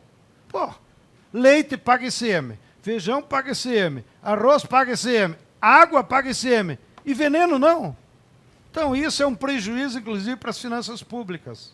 Então, o que se discute no STF é, não sendo lei, por que não cobra? Bom, aí está tendo todo o lobby das empresas fabricantes para continuar assim. Tá. Então, nem sendo lei, tu vê como é que eles manipulam o Estado no E isso Brasil? está para ser discutido no STF agora? É. Nos próximos dias? Nos próximos dias. Andrelina. Então, o produto orgânico, a gente sabe que ele tem um processo, né? Um processo muito grande para chegar na mesa do trabalhador. E isso encarece, né? Encarece esse produto. O maior problema nosso da CPT, porque a CPT organiza os movimentos, as pastorais aqui em São Paulo, para receber os kits, que são cestas de verduras e legumes, vindo da produção orgânica, né, para a cidade. Nós hoje estamos com 200 kits, já teve tempo de 700, 800, mas esse encarecimento, né, do produto, ele para a população de baixa renda, é um problema sério, né? E, às vezes, o produto também orgânico vem sem o selo, né? Porque para vir com selo também, pelo menos os produtores falam que é muito difícil. Aí a gente fica sem saber, é ou não é orgânico, né? Porque não tem o selo. O produto é pequeno, né? As frutas e assim em diante. Então, o que fazer para que essa produção, né, não encareça tanto para chegar na mesa do trabalhador? Bom, como eu estava dizendo antes, nessa luta de 2 paradigmas da agricultura, eu só me referia ao agronegócio, que é o modelo do capital. A contrapartida a isso é o modelo de agroecologia, que é defendido pelos agricultores familiares, pelos camponeses, por todos os pesquisadores. Acabamos de perder agora em janeiro a nossa companheira Ana Maria Primavera, que foi a maior cientista do mundo em solos. Ela era de origem austríaca. E a agroecologia, ela defende que você tem que produzir em equilíbrio com a natureza. Então você não precisa botar veneno. Se uma planta não está produzindo o suficiente, não é tu botar um veneno que vai resolver. Tu tem que descobrir o solo. O solo é que está doente. Então, o que tu tem que rejuvenescer no solo? Né? Com adubação orgânica, com minhoca, com outros métodos, que aquele solo volta a ficar rico e daí ele produz uma planta saudável e um alimento saudável. Então, a agroecologia é um outro modelo, porque ela produz em sintonia com a natureza. E você, quando come alguma coisa, todos nós estamos, na verdade, ingerindo uma bateria de energia solar e de terra. Se aquele alimento está contaminado por veneno, ele vai ficar no teu organismo e depois vai virar câncer, porque ele degenera as células com o passar do tempo. Então, a agroecologia, ela é possível fazer, é necessário ser feito a agroecologia. Agora, para você adquirir em grandes escalas, precisa políticas públicas que dê incentivo, que distribua semente, né? Para que o agricultor tenha mais potencial. Então, nós do MST, modéstia à parte, mas já atendendo a tua provocação, nós hoje somos o maior produtor da América Latina, só perdemos para os chineses, para não ser do mundo, de arroz orgânico. E nós produzimos em grandes extensões, porque os agricultores preferiram não dividir o lote numa várzea, lá na região da Grande Porto Alegre. Não precisa tu dividir em 25 hectares. Como é várzea e depende de água para todo mundo, eles mantiveram a mesma área. Então nós produzimos arroz em 1000 hectares, sem veneno. Provando para o nosso vizinho fazendeiro que enche de veneno, que é possível. E produzimos mais barato. Nós disputamos, só para provocar o capitão, nós já disputamos editais no Exército com o nosso arroz orgânico e ganhamos. Nós já fornecemos arroz orgânico para merenda escolar na época do Fernando Haddad aqui em São Paulo. Todas as escolas comiam arroz orgânico. Agora que esse doido aí, no tempo do Dória, que ele era prefeito, ele cortou esse negócio aí. E no suco de uva, nós temos a maior cooperativa de produção de suco de uva.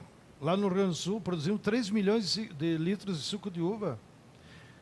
Todo ano tem um concurso das Américas, dos Estados Unidos até o Chile, aí por setembro, analisando os melhores vinhos, as melhores champanhes, os melhores sucos. Esse ano, setembro passado, portanto da última safra, o nosso suco ganhou a medalha de ouro, é o melhor suco de uva das Américas. E é muito bom mesmo. Como na Europa não produz suco de uva, porque não são doidos fazer suco de uva de Cabernet, nós somos o melhor suco de uva do mundo, que vamos exibir como gaúcho. Entendeu? Então, é possível você produzir em larga escala com qualidade, em agroecologia. Agora, isso depende de políticas públicas. E, por último, eu vou te dar um exemplo do meu amigo Luiz Fernando. Luiz Fernando é um dos precursores da agroecologia aqui em São Paulo. Ele tem um sítio de 60 hectares aqui perto de Indaiatuba, que ele recebeu herança do avô. E ele, com a assessoria da Ana Primavera, transformou aquela área degradada tudo em agroecologia. Aí, em seguida, eu vou lá visitar ele. Ele produz muita cenoura e tomate. Aí, um dia, eu fui lá e ele estava colhendo tomate. Disse, ô Fernando, tu fornece tomate para quem? Para a rede do Pão de Açúcar. Ah, é? Pois é, mas a minha mulher compra lá na Pão de Açúcar e está R$14 o quilo. E quanto é que tu está vendendo para eles? Ah, eu estou vendendo a 6.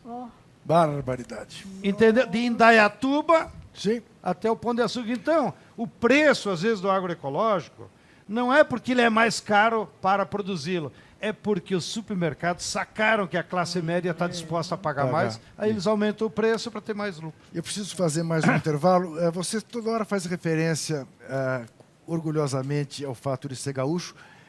Tu és Grêmio ou Inter, Tchê? Sou Grêmio desde criança. E aqui sou corintiano por adoção. Não, fez muito bem. Então, né? Vou fazer uma aliançazinha. Como o Grêmio ganhou o último Grenal, eu me calo.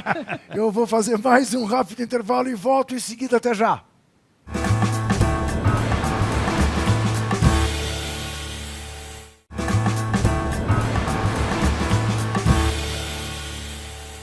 Voltamos ao Café do Sindicato dos Bancários do Centro de São Paulo com o programa Entrevistas, recebendo hoje João Pedro Stedley, o homem símbolo da luta pela reforma agrária, que vai muito além da distribuição equalitária de terras pelo país afora. João Pedro, eu quero ainda que você conte um pouco para quem nos vê o que são os armazéns, as mercearias, hoje distribuídas pelo país do MST. Porque, se eu não estiver enganado, e se o exemplo de São Paulo, e me dizem que se reproduz por outras cidades, frutifica, aqui em São Paulo virou um ponto de encontro, né? Quer dizer, além de ser um lugar onde as pessoas vão comprar comida saudável, virou um lugar também de, enfim, de conversa, de debates, de... Conta um pouco, o que é isto, esta rede? Bom, primeiro, para a turma entender qual é a nossa política geral. Para a comida sadia da agroecologia chegar no pobre, só com política pública. Então, nós usamos o nosso arroz, nosso suco, para botar na merenda escolar. Entendeu? Aí tu chega lá no pobre. Em grande quantidade, porque a Prefeitura de São Paulo, quando compra, é milhares de toneladas. Tá? Então, essa é a nossa prioridade. Produzir alimento saudável para o pobre. E aí tem que ser via política pública. Na época do Lula, inclusive, tinha o PAA, que era um programa fantástico, operado pela Conab, que agora esses idiotas aí acabaram com o PA. O PA comprava antecipadamente, de maneiras que o agricultor podia produzir o que quisesse que o governo comprava. E mandava te entregar num hospital, numa creche, num colégio. Era um programa fantástico. Nós chegamos a vender, nós que eu digo é o mundo da agricultura familiar, 367 tipos diferentes de alimentos. Entendeu a riqueza da culinária brasileira? O governo estimulava a produzir, os camponeses produziam e entregavam a esses lugares públicos. Tá. O que o agronegócio, você que está acompanhando em casa, produz? Cana, soja, milho, algodão. Entendeu? Você come isso. Né? Bom, então a riqueza da culinária está no pequeno agricultor. Bom, aí, de repente surgiu a ideia, vamos botar uma vitrine nas capitais para a turma saber que é possível produzir agroecologia com diversidade e barato. Aí montamos o Armazém do Campo. Mas, nessa crise econômica e ideológica e cultural, com a ascensão desses doidos que estão aí, para nossa surpresa, o Armazém do Campo, mais do que ser uma vitrine do que é possível produzir, ele se transformou num centro cultural, da cultura, digamos, de raiz. Então, a nossa turma promove músicos, saraus de poesia, encontros. Então, o Armazém extrapolou o que nós imaginávamos. Imaginava que era uma lojinha lá para fazer propaganda, e agora virou um centro cultural. Então, unimos o útil, o agradável, e assim a vida toca. Mas o nosso principal objetivo é produzir alimento saudável para pobre. Falando em surpresas, te surpreendeu o resultado de como se deu o encontro do Papa Francisco com o presidente Lula? Não. Não? Você achou que ia ser aquilo mesmo? De maneira alguma. Foi um encontro de dois grandes estadistas, né? De dois personagens dessa etapa da história mundial, que tive o privilégio de ter amizade com os dois, né? O Lula e o Papa Francisco. Em relação ao Papa Francisco, como também a imprensa brasileira esconde, ele é um personagem impressionante.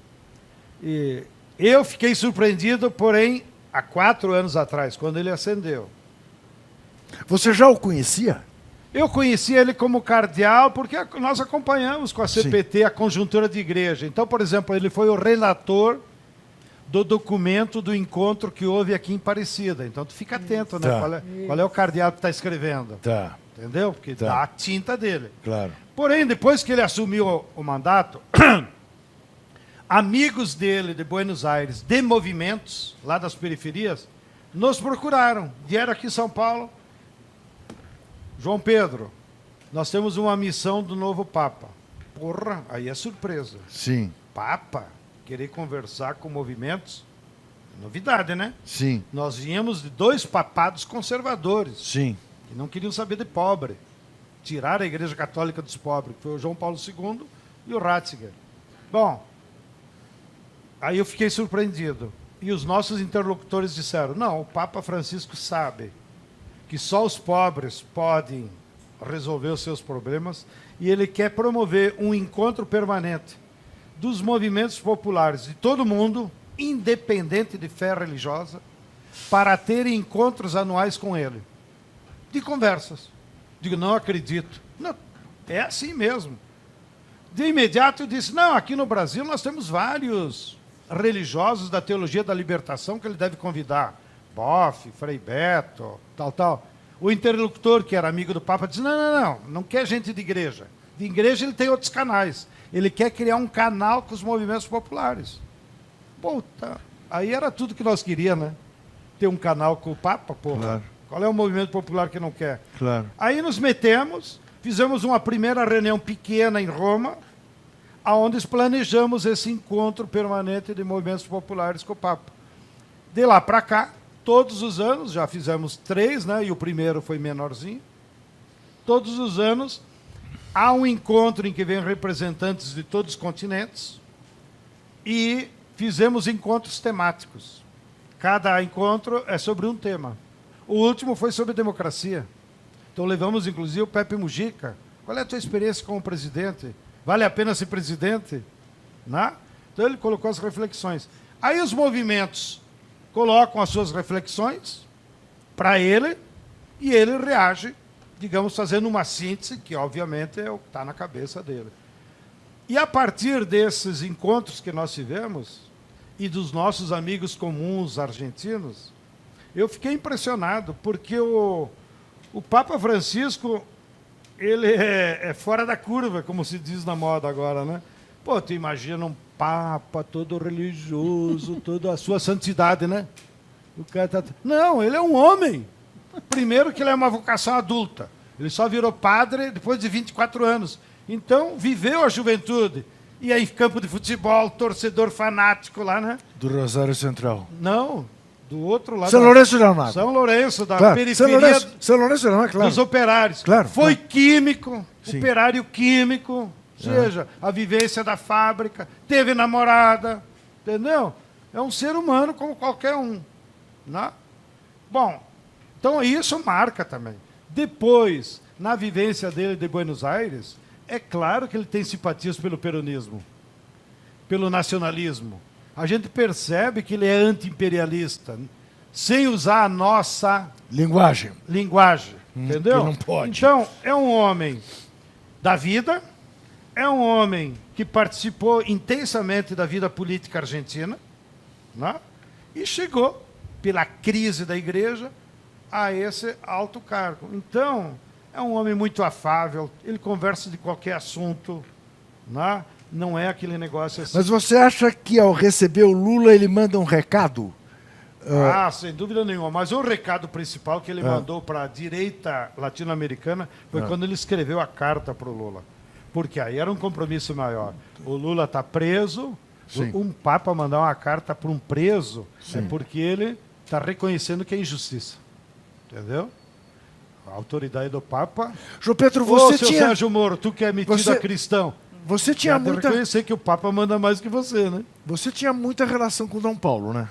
Dom Paulo Arnes? Há muitos, éramos amigos.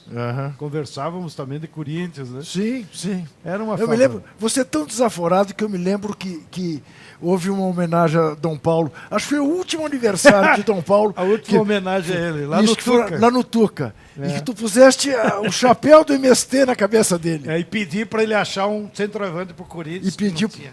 Pode, Márcia. Pediu para achar um centroavante. Era uma... Dom Paulo, por favor, ajuda a arrumar um centroavante para o Corinthians. Juca, tu que foi amigo do Dom Paulo, se você quer conhecer as características do Francisco, é como se Dom Paulo, para nós brasileiros, tivesse tirado o Papa. Pois eu sei disso. É as mesmas características. Eu lembrei dele te ouvindo falar do Papa, porque eu vejo o Papa na televisão e falo assim, mas ele lembra...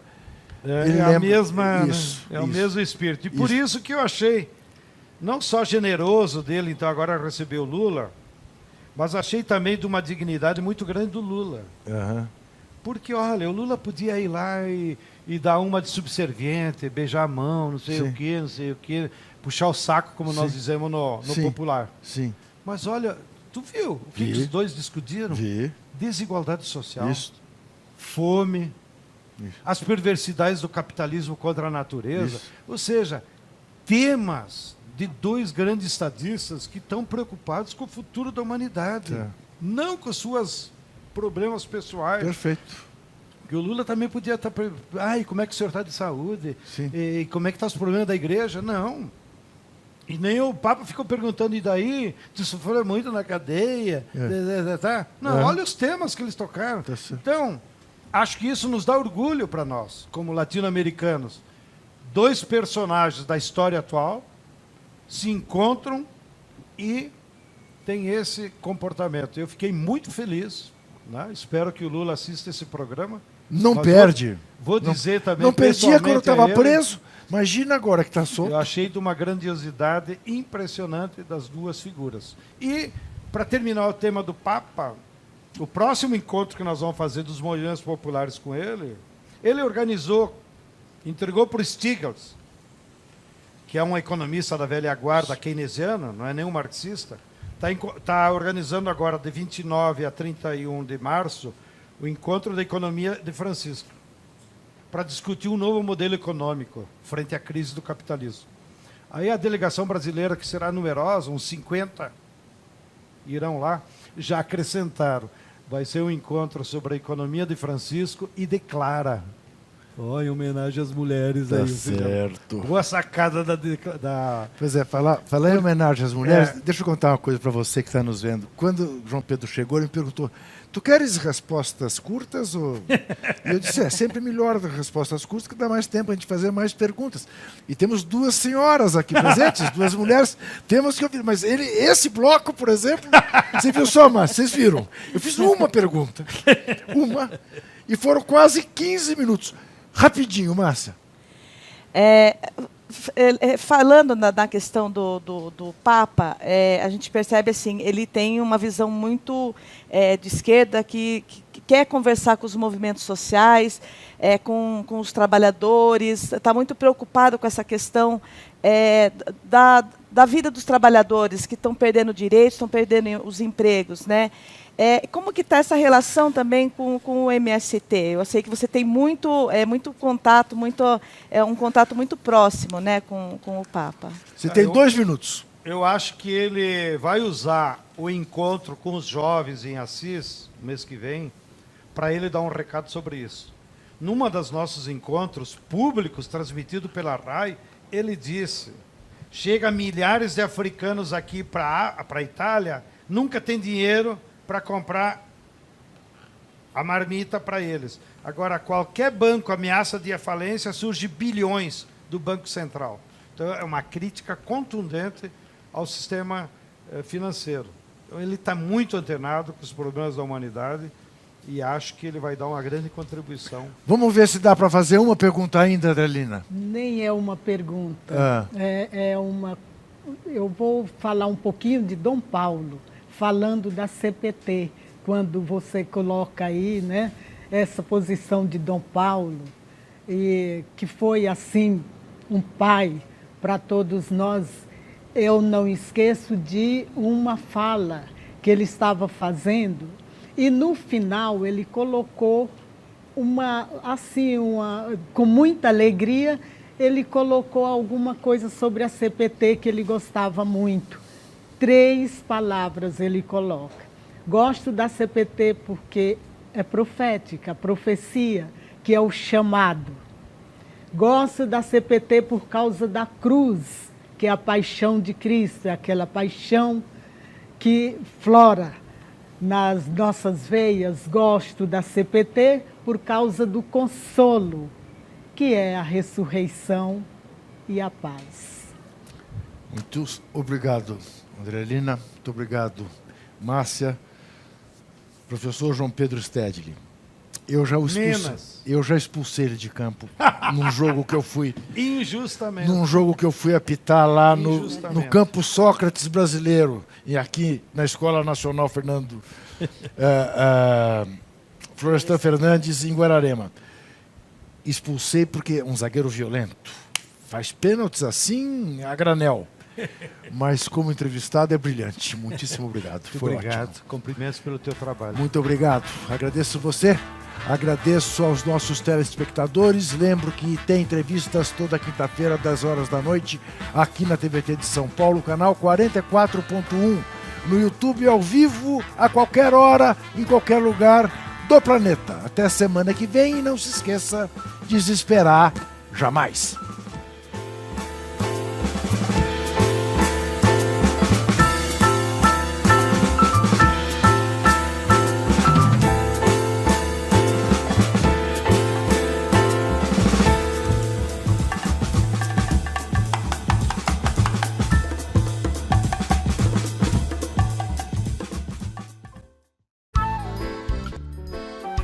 Este programa tem apoio cultural da CNM, Confederação Nacional dos Metalúrgicos.